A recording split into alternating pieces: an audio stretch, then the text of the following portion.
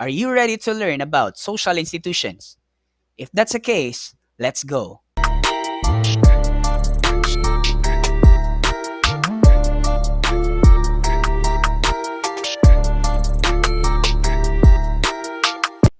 Good day, everyone. I am assigned to tackle about social institutions. Now, my objectives for today is to define social institutions. Next, state the functions of the different social institutions. Third, reflect onto the implications of social institutions in the society. Now, basically, what is social institution? It is a complex, integrated set of social norms organized around the preservation of a basic societal value. So, social institution is present in our era today. According to authors, specifically Sumner and Keller, institution is a vital interest or activity that is surrounded by a cluster of mores and folkways. In the viewpoint of sociologists, they agree that institutions arise and persist because of a definite felt need of the members of the society. Now, here are the functions of the primary institutions. First, determining kinship. Second, providing for the legitimate use of power. Third, regulating the distribution of goods and services. Fourth, transmitting knowledge from one generation to the next. And lastly, regulating our relation to the supernatural. So, in this specific diagram, we can see the five basic institutions, starting with family, which provides or determines kinship. Next is economics, which regulates the distribution of goods and services. Third, religion. It is for regulating our relation to supernatural. Fourth is education, which is responsible in transmitting knowledge from one generation to the next. Lastly, the state provides for the legitimate use of power. What is family? It is an intimate domestic group made up of people related to one another by bonds of blood, sexual mating, or legal ties. It is considered as the smallest and the basic social unit, which is also the most important primary group found in any society. Now, what are the characteristics of a family? Here are some viewpoints. First characteristic is that family is a universal group. Next, family is based on marriage between two adults of opposite sex. Third, every family provides an individual with a name, thus giving an identity. Fourth, family is the group through which descent or ancestry can be traced. Fifth, family is the most important group in any individual's life. Sixth, family is the most basic and important group in primary socialization of an individual. Seven, a family is generally limited in size. Eight, the family is the most important group in society. Nine, family is based on emotions and sentiments. 10. The family is a unit of emotional and economic cooperation. 11. Each member of family shares duties and responsibilities. 12. Every family is made up of husband and wife. 13. Each family is made up of different social roles, like the role of a father, the wife, children, brothers or sisters. Now, what is the function of a family? The function of a family is procreation. Second, the process of reproduction is institutionalized. Thus, the family legitimizes the act of reproduction. Third, family helps the propagation of human species. Fourth, family provides identity for an individual. Fifth, it is through family that every family name is carried from one generation to another. Sixth, family is responsible for production and the upbringing of children.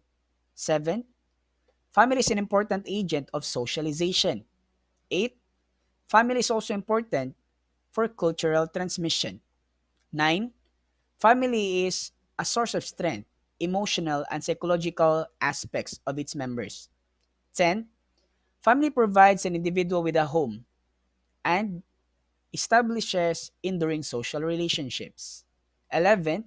The family is the basis for division of labor. 12. Family fulfills the economic needs of its members. 13.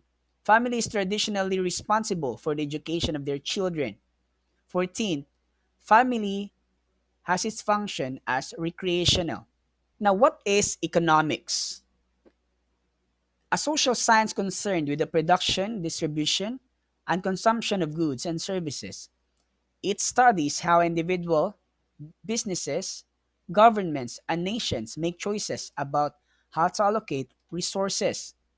We have two disciplines in economics: the microeconomics and macroeconomics. Microeconomics focuses on how individual consumers and firms make decisions. It is presently observable in carbon market. Next, macroeconomics. It studies an overall economy in both national and international level. Business process outsourcing industries and companies is one of the examples of these. Now, what are the types of economics? The first one is one of the oldest, primitivism. In primitive agrarian societies, people tend to self produce all their needs and wants at the level of the household or tribe. The best examples for these are the tribes which are untouched by the civilization of the society, most especially in the Philippines. Second, feudalism. It is a system where a class of nobility, known as lords, owned all of the lands and leased out small parcels to peasants to farm, with peasants handing over much of their production to the lord. This is a specific type of economics wherein it is very unjust and unruly. Next, capitalism. Defined as a system of production whereby business owners organize productive resources, including tools, workers, and raw materials to produce goods for sale in order to make a profit and not for personal consumption. Capitalism is present here in the Philippines, wherein some business owners, just like business owners of producing t-shirts, it is not only for their personal consumption, rather for them to have goods for sale and make a profit out of it. Next is socialism. It is a system of production where there is a limited or hybrid private ownership of the means of production, and a system of prices, profits, and losses is not the sole determinant used to establish who engages in production, what to produce, and how to produce it. One of the most famous example for this is Tesla, wherein the CEO or co-owner is Elon Musk, who is considered as the richest person in the entire world. They produce a specific electrical car basing economic socialism. Next, communism. It is a form of command economy whereby nearly all economic activity is centralized and through the coordination of state-sponsored central planners. Communism, there's one country that we can really feel talking about this type of economic, and that is China. It is in their government which commands their economy. What is religion? According to John Mashonis, it is a unified system of beliefs and practices relative to the sacred things, that is to say, things set apart and forbidden, beliefs and practices, which unite into one single moral community called the Church, all those who adhere to them. What are the functions of religion? Firstly, it helps man to deal with his fear of the supernatural powers. Next, it is a means used by man to adjust to his belief in the existence of supernatural powers. Third, it gives people explanations regarding the road to salvation or release from the cycle of births and rebirths. Fourth, it is a potent and powerful means of controlling social behavior. Fifth, it provides emotional and psychological comfort by assuring people that there is a meaning in life. Six, it unites people and brings social solidarity. Seven, it provides answers to certain basic questions in life, like what is the purpose of life, why do people suffer, why do people die, what happens after death, etc. Eight, it provides guidelines regarding everyday life, societal behavior, behavior towards others, etc. 9. It helps people to adapt to changing situations, environment, and customs. 10. It provides individuals with a sense of identity. 11. It is an effective means of preserving or conserving the values and morals of life. 12. All religions promote welfare of people. 13. It helps individuals to understand the reason of their existence. Now, what are the elements of religion? The first one is rituals. It is associated with a set of practices, rites, and rituals which are ceremonies or repetitive practices. Symbols. The cross denotes Christianity. The Muslim symbol is the crescent moon and the star. The Jews have the Star of David, and many more. Organization. Most modern societies have organized religious groups, which are used to affirm religious beliefs and sentiments, to recruit and train specialists in theory, rituals, and doctrine, and to organize meetings and gatherings and the relations between religious groups and the masses. Third element is emotions. All religions evoke strong emotions in the believers or followers. What is education? The term education is derived from the Latin word educate, which means to educate, to bring up or to draw out the latent powers of child. Confirming to this meaning, Durkheim defined education as the action exercised by the older generations upon those who are not yet ready for social life. It is object is to awaken and develop in the child those physical, intellectual, and moral states which are required of him both by society as a whole and by the milieu for which he is specially designed. What are the social functions of education? First, socialization. The people have no knowledge about the culture of their society, and they must learn the way which their society is functioning. Hence, children as they grow up must be introduced into the culture which they are going to face. Next, development of personality. Education helps the development of the qualities of an individual, such as physical, mental, and emotional makeup, as well as his temperament and character. Third, social control. In order to transmit its social heritage and survive as a social order, all societies develop educational systems to train its younger generations. The young must be consciously trained to their adults' role to maintain the society. Through the process of education, society regulates the behavior of its members and enforces conformity to its norms. Fourth, social integration.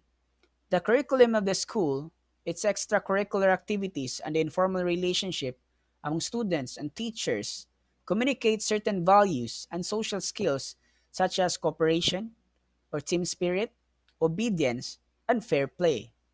Fifth, determination of status. Amount of education is a good indicator of socioeconomic status. From lower working class to upper class, education leads to economic opportunity. Sixth, provides route for social mobility. There has been steady move from one status to other due to educational attainment. Seventh, social development. Education trains the individuals in skills that are required by the economy. In modern planned economy, the output of skilled people must be consciously geared to the economic and social priorities of the society. What is state? It is a distinct set of institutions that has the authority to make rules which govern society. According to Miliband, these institutions are the government, the administration, judiciary and parliamentary assemblies. State power lies in these institutions. Now, what are the characteristics of state? First, it is recognizably separate institution or set of institutions, so differentiated from the rest of its society as to create identifiable public and private spheres. Second, the state is sovereign or the supreme power. Third, the state's sovereignty extends to all the individuals within a given territory. Fourth, the modern state's personnel are mostly recruited and trained for management in a bureaucratic manner. Fifth, the state has the capacity to extract monetary revenues or taxation to finance its activities from its subject or population. Now, what are the functions of state based by Lee and Mayer? First, limiting internal power struggles to maintain internal peace. Second, bringing power to bear on other societies in defense of national interest or in expanding and building empire. Third, controlling the members of society so as to bind them to the pursuit of collective goals. Fourth, recognizing and implementing the interests and demands of various groups. That's the buzz. I'm out. Thank you.